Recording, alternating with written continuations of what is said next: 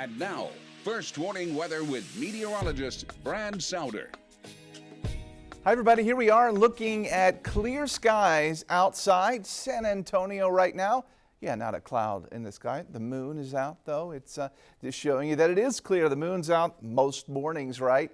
We just haven't been able to see it lately because it has been rather overcast. So here we are this morning. You can see some showers up around the Dallas area.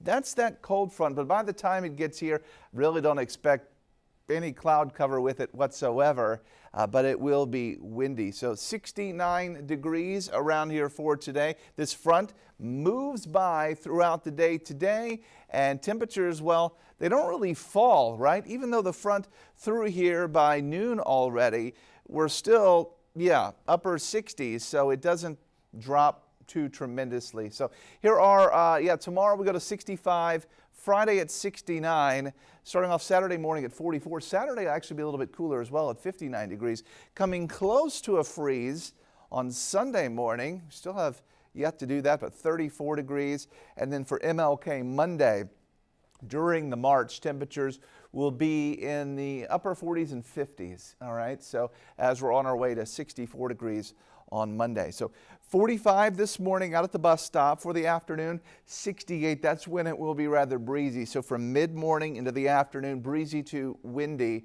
Some of the gusts could be up to 30 miles per hour. So the winds will be on out there. So windy across Texas today. The wind farms, those big windmills will be cranking out some power for us.